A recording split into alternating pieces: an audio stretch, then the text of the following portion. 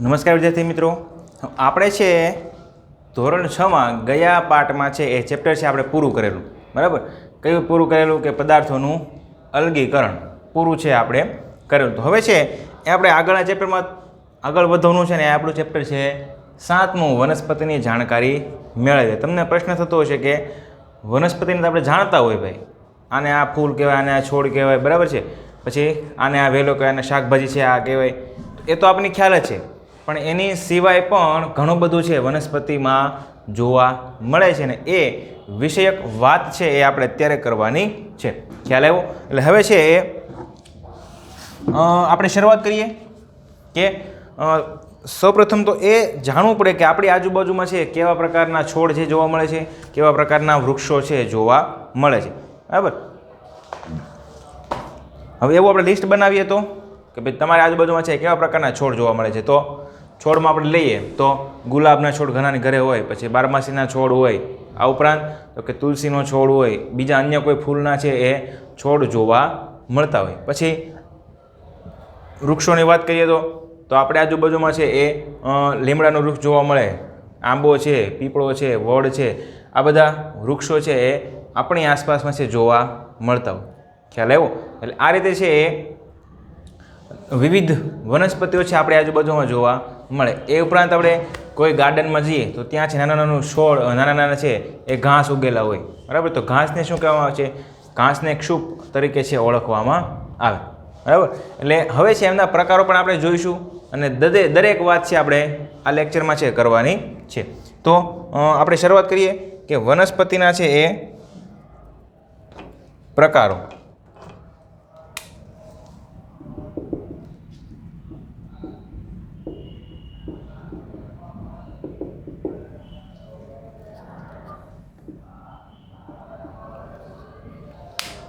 વનસ્પતિના પ્રકારો છે એ જણાવવાના છે. તો એમાં છે શું આવે? એમાં છે એ આવશે પહેલું લઈએ આપણે છોડ. શું લઈએ? છોડ. તો છોડમાં છે આપણે કયા કયા છોડ લઈ શકીએ? તો એમાં છે આપણે ગુલાબનો છોડ છે, પછી બારમાસી છે, જાસૂદ છે, તુલસી છે, બરાબર? આ ઉપરાંત છે એ ઘણા બધા પ્રકારના ફૂલો છે એ આપણે છોડમાં છે લઈ શકીએ. ખ્યાલ આવ્યો? પછી મોગરો છે. તો આ બધાના શું હોય? તો આ બધાના છોડ છે આપણને જોવા મળે. એટલે પહેલો પ્રકાર કયો છે ભાઈ? છોડનો. અને છોડમાં આપણે ઉદાહરણો પણ લીધા કે ગુલાબ, બારમાસી, જાસૂદ, તુલસી, મોગરો વગેરે. ચાલો પછી છે ક્ષુપ. શું છે ક્ષુપ? તો ક્ષુપને છે એ બીજી ભાષામાં આપણે કેવું હોય તો ઘાસ પણ કહી શકીએ. શું કહી શકીએ? ઘાસ પણ કહી શકીએ. હવે ક્ષુપની વાત કરીએ તો ક્ષુપ આપણે ક્યાં જોવા મળે છે? નાનું ઘાસ છે એને આપણે કહીએ છીએ ક્ષુપ. તો એ ગાર્ડનમાં જોવા મળે છે આપણને, એ શું છે? ક્ષુપ તરીકે ઓળખવામાં આવે. પછી ક્યાં જોવા મળે? તો કે બિન ખેતીલાયક જમીન હોય અથવા તો આપણે એવું કહી શકીએ પડતર જમીનમાં આપણને જે છે એ વનસ્પતિ વગેરે દેખાય તો એને આપણે છે ક્ષુપ તરીકે ઓળખી શકીએ. ત્યારબાદ છે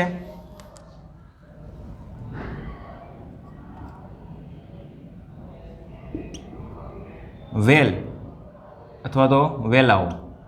એને છે તમારે કેવું હોય તો લતા પણ કહી શકો. તો વેલાઓ છે એ કારેલાનો છે વેલો હોઈ શકે, પછી ટીંડોરાનો છે વેલો હોઈ શકે, પછી કહી શકાય કે તુરિયાનો વેલો પણ હોઈ શકે. ખ્યાલ આવ્યો? એટલે આ રીતે છે એ વેલાઓ છે આપણને જોવા મળે છે. તો પહેલા 3 પ્રકાર થયા કે છોડ, ક્ષુપ, વેલા, અને હવે ચોથું છે એ વૃક્ષ. તો વૃક્ષમાં તો આપણને ખબર છે કે ભાઈ લીમડો,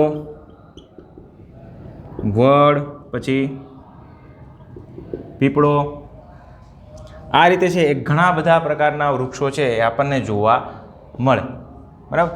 આપણી સ્કૂલની જે 12 વૃક્ષો છે એ પણ શેમાં આવે છે? વૃક્ષમાં લઈ શકાય. એટલે મુખ્ય 4 પ્રકાર આપણે જોયા કે છોડ, ક્ષુપ, વેલા અને વૃક્ષ. આ 4 ભાગ છે એ વનસ્પતિમાં મુખ્ય જોવા મળે છે. આ ઉપરાંત છે એ બીજો કોઈ પ્રકાર લગભગ આવતો નથી. તો ફરી વખત જોઈએ કે વનસ્પતિના પ્રકારોમાં શું છે, તો છોડ છે, ગુલાબનો છોડ, બારમાસી, જાસૂદ, તુલસી, મોગરો વગેરેના છોડ છે આપણને જોવા મળે. ત્યારબાદ મરચાનો પણ છોડ હોય છે. ત્યારબાદ જોઈએ કે ભાઈ ક્ષુપ, તો ક્ષુપમાં છે નાનું ઘાસ. તો નાનું ઘાસ છે આપણે ક્યાં, ખાસ કરીને ગાર્ડનમાં જોવા મળે. બીજું તો પડતર જમીનમાં જે મોટું જે ઘાસ ઉગેલું છે એને ક્ષુપ તરીકે ઓળખવામાં આવે.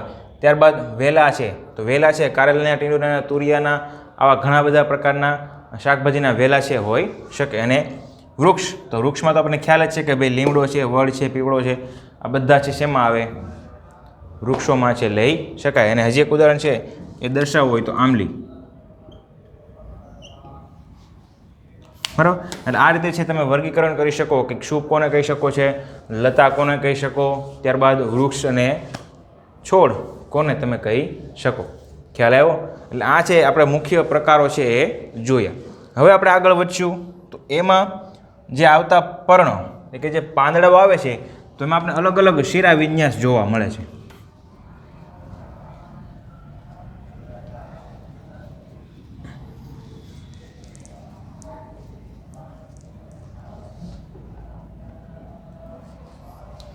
તો સવાલ લખો કે વનસ્પતિના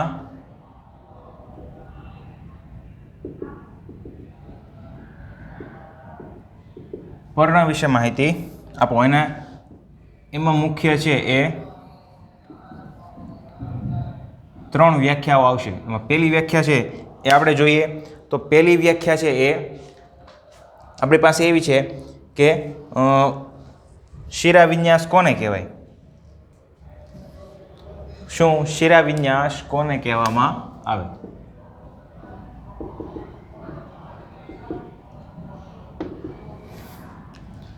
તો જોઈએ કે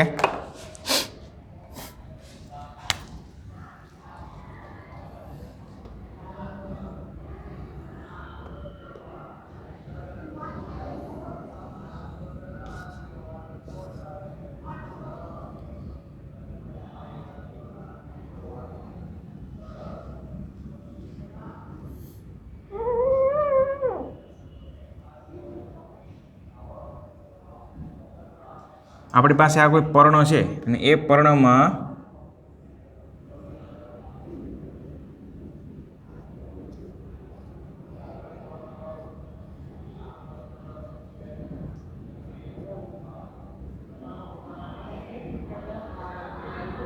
આપણને જે આ ભાગ જોવા મળે છે તો એ ભાગ શું છે? શિરાવિન્યાસ તરીકે ઓળખવામાં આવે. ને તમારે જો એને વ્યવસ્થિત દર્શાવવું હોય તો એ પણ તમે લખી શકો કે પર્ણમાં શિરાઓની ગોઠવણીને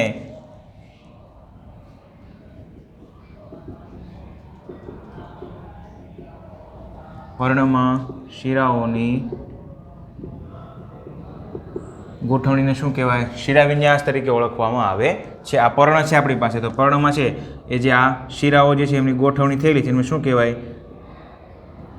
શિરાવિન્યાસ તરીકે ઓળખવામાં આવે છે. ત્યારબાદ બીજી વ્યાખ્યા છે આપણી પાસે કે એમાં પણ 2 પ્રકાર છે. તો એમાં છે પેલું સમાંતર શિરાવિન્યાસ.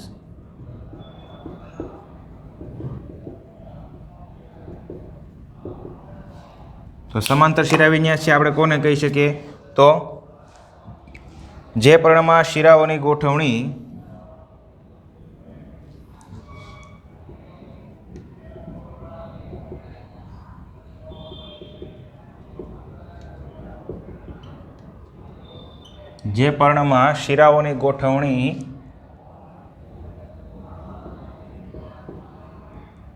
સમાંતર રીતે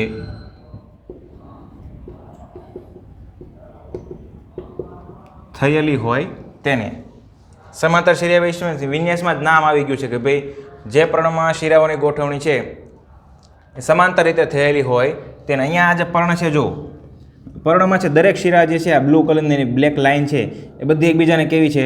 સમાંતર છે. તો આવું પર્ણ છે એમાં જે શિરાઓ જોવા મળે તો એ શિરાવિન્યાસને કેવું કહેવાય? સમાંતર શિરાવિન્યાસ તરીકે ઓળખવામાં આવે છે. હવે ત્રીજું છે જાલાકાર શિરાવિન્યાસ.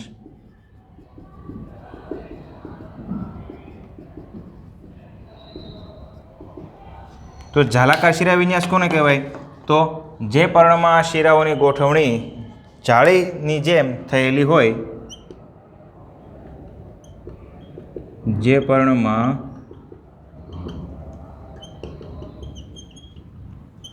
શિરાઓની ગોઠવણી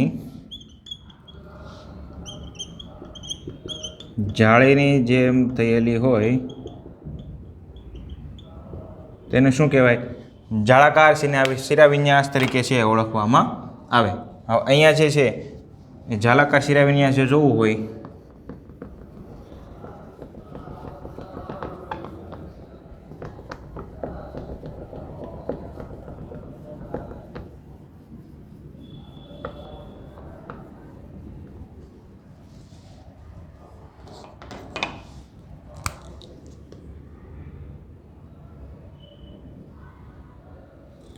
તો પર્ણમાં છે આખી રચના કેવી હોય? આ રીતે છે એ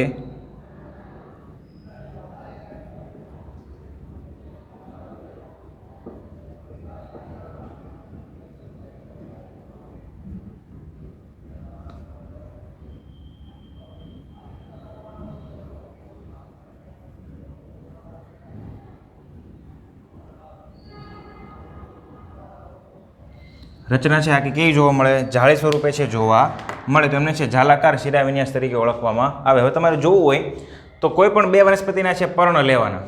શું લેવાનું છે? પર્ણ. અને એને છે સૂર્યપ્રકાશમાં તો કોઈ લાઇટ સામે છે રાખીને જોવાનું. પર્ણ છે લાઇટ સામે રાખીને જોશો એટલે કાં તો એક શિરાઓ જે છે એ બીજી કેવી જોવા મળશે? એકબીજાને સમાંતર છે જોવા મળશે.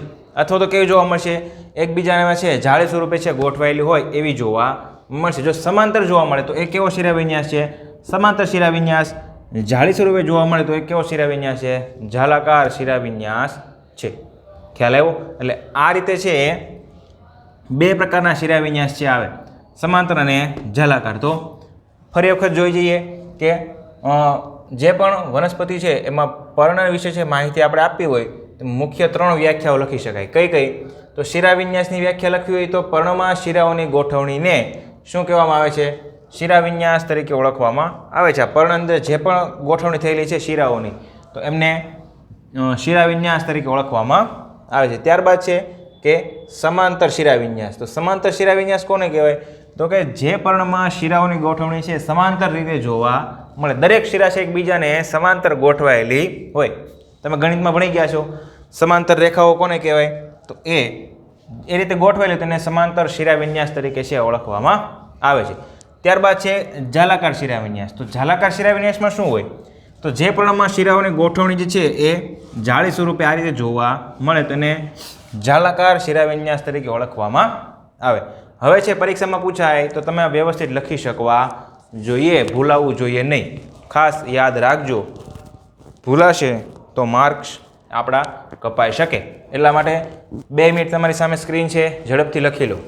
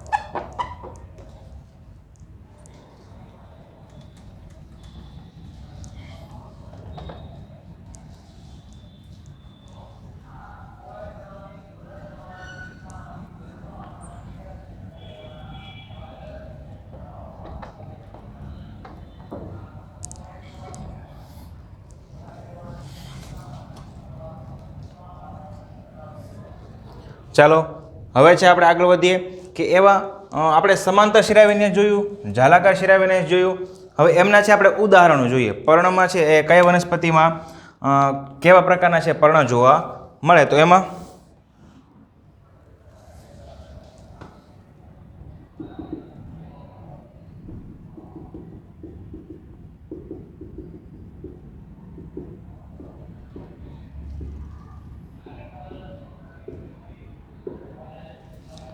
સમાંતર શિરાવિન્યાસ ધરાવતી છે એ વનસ્પતિના આપણે ઉદાહરણો લઈએ. તો કઈ વનસ્પતિમાં છે એ એમના પર્ણમાં સમાંતર શિરાવિન્યાસ છે જોવા મળે. તો એમના ઉદાહરણોમાં છે ઘઉં, બાજરી,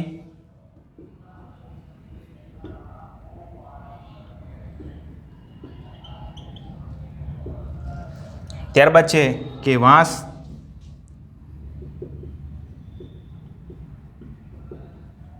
અને મકાઈ. આ ચારે ચાર વનસ્પતિના પર્ણમાં છે એ આપણને સમાંતર શિરાવિન્યાસ છે જોવા મળે. ત્યારબાદ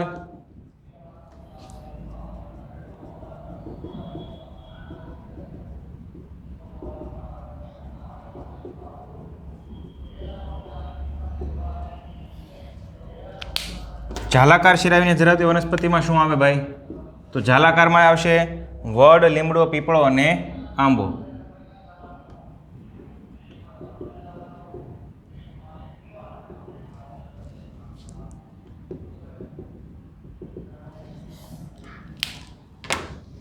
વડ, લીમડો, પીપળો, આંબો. આ ચાર વનસ્પતિ ઉપરાંત પણ ઘણી બધી વનસ્પતિ છે, પણ આપણે ઉદાહરણ છે ચાર જ લીધેલા છે.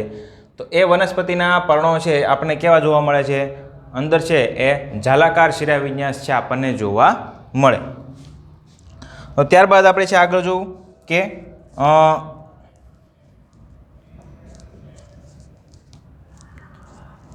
વનસ્પતિના પ્રકાર છે આપણે આગળ જોઈએ, બરાબર. તો એમના આપણે છે ઉદાહરણો જોઈ લઈએ કે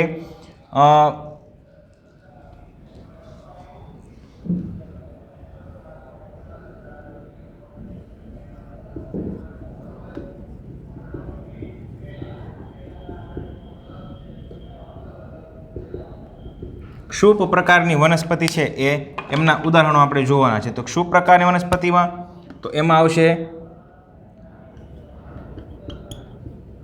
કરેણ, ત્યારબાદ મગફળી, પછી આવશે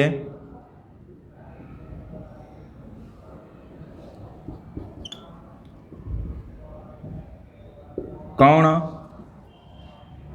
આ છે એ આપણી પાસે રહેલા ક્ષુપ પ્રકારની વનસ્પતિના છે ઉદાહરણો છે. ત્યારબાદ છે કે ભાઈ વેલા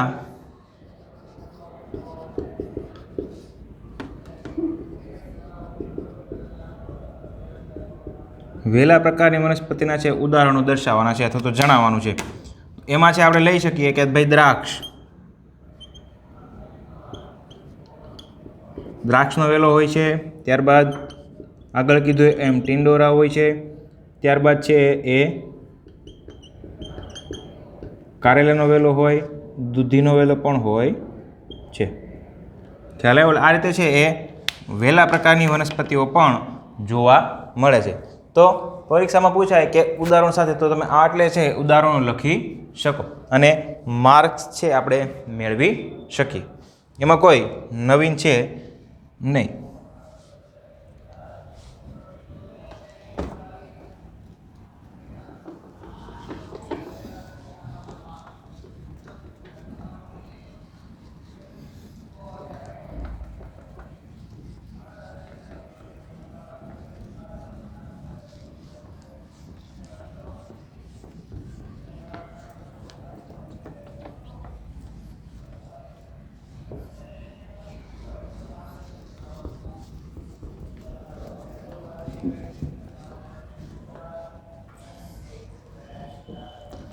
હવે અહીંથી છે આગળ વધીએ તો આપણે છે એ બે પ્રકારના મૂળ વિશે વાત કરવાની છે. તો એમાં છે એ સોટી મૂળ અને તંતુ મૂળ પ્રકારના છે એ બે પ્રકારના મૂળો છે આપણને જોવા મળે છે. તો જોઈએ કે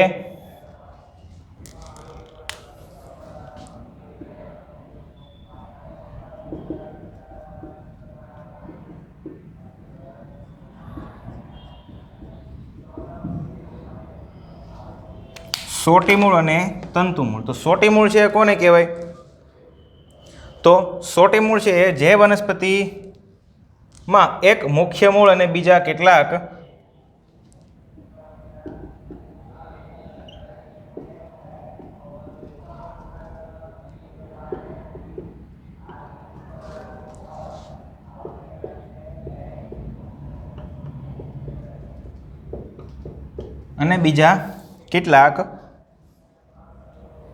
નાના મૂળ હોય તેને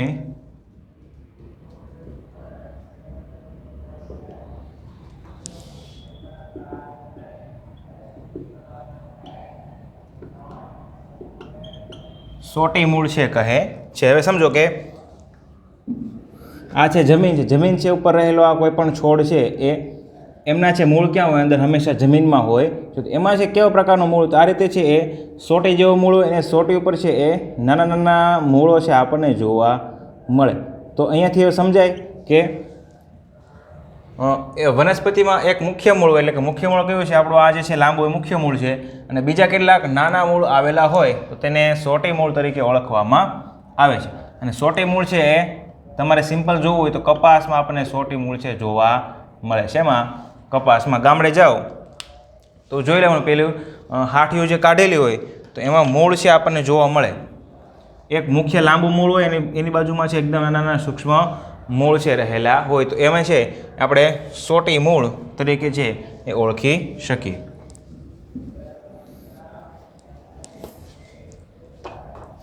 ત્યારબાદ છે તંતુ મૂળ. તો તંતુ મૂળ કોને કહેવાય? તો કે જે વનસ્પતિમાં મૂળ તંતુઓ જેવા ગોઠવાયેલા હોય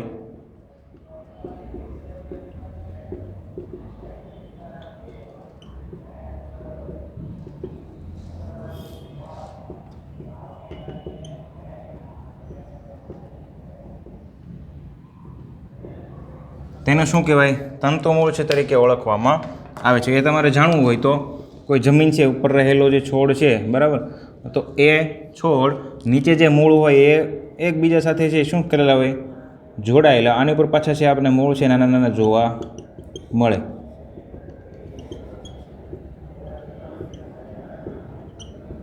તો આને છે એ શેના તરીકે ઓળખવામાં આવે?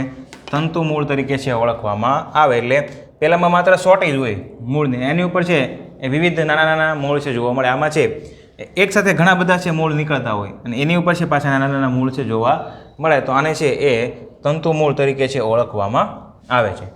એટલે આ રીતે છે બે પ્રકારના મૂળ જોવા મળે, એક સોટી મૂળ અને તંતુ મૂળ. હવે આપણે છે સોટી મૂળ અને તંતુ મૂળના છે આપણે ઉદાહરણો જોવાના છે. ખ્યાલ આવ્યો? અલગથી સવાલ પૂછાય કે સોટી મૂળના ઉદાહરણો છે એ જણાવો.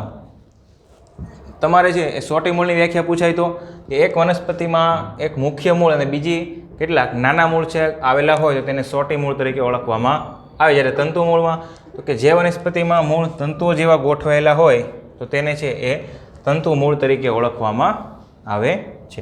ખ્યાલ આવ્યો? એટલે અહીંયા છે આપણે પાઠની શરૂઆત છે ક્યાંથી કરી છે? તો પાઠની શરૂઆત છે આપણે કરી કે સૌપ્રથમ વનસ્પતિઓના છે પ્રકાર આપણે જોયા, બરાબર. મુખ્ય 4 પ્રકાર કયા? તો વેલાઓ, ક્ષુપ, ત્યારબાદ વૃક્ષ અને છોડ. આ 4 પ્રકારો જોયા. પછી છે એમાં આપણે શિરાવિન્યાસ જોયા કે સમાંતર શિરાવિન્યાસ કોને કહેવાય, પછી કહેવાય છે જાલાકાર શિરાવિન્યાસ છે આપણે કોને કહી શકીએ. અને મુખ્ય વ્યાખ્યા જોઈ શિરાવિન્યાસની, તો એ આપણે કોને કીધું હતું શિરાવિન્યાસ? તો કે પર્ણમાં છે જોવા મળતી જે રચના છે એમને કહેવામાં આવે છે શિરાવિન્યાસ. એમાં સમાંતર અને જાળાકાર શિરાવિન્યાસ છે બંને આપણે જોયું. ત્યારબાદ તો કે વનસ્પતિના છે પોષણ મેળવવા માટે મૂળ જરૂરી છે. તો મૂળમાં પણ આપણે પ્રકાર જોવા મળે. તો મૂળમાં મુખ્ય 2 પ્રકાર કયા છે? સોટી મૂળ અને તંતુ મૂળ. સોટી મૂળ કોને કહેવાય? તો જે વનસ્પતિમાં એક મુખ્ય મૂળ હોય એમની ઉપર છે નાના નાના મૂળ જોવા મળે તો એમને સોટી મૂળ તરીકે ઓળખવામાં આવે. અને તંતુ મૂળ કોને કહેવાય? તો કે જે વનસ્પતિ છે એ ઘણા બધા મૂળ છે એકસાથે જોવા મળે તો એને છે. અને ત્યારબાદ જે વનસ્પતિમાં મૂળ તંતુઓ જોવા મળે તો તેને છે એ શું કહેવામાં આવે છે? તંતુ મૂળ તરીકે છે ઓળખવામાં આવે. અહીં આકૃતિ મેં દોરેલી એ પ્રકારના જો મૂળ હોય તો એને તંતુ મૂળ તરીકે છે ઓળખવામાં આવે. હવે જે આગળનો આપણે ભાગ જોવાના છીએ એ ભાગ છે આપણે જોઈશું આવતા લેક્ચરમાં, બરાબર. ત્યાં સુધી છે આ બધી વસ્તુ છે યાદ રાખી અને પાકી કરવાની છે. નમસ્કાર.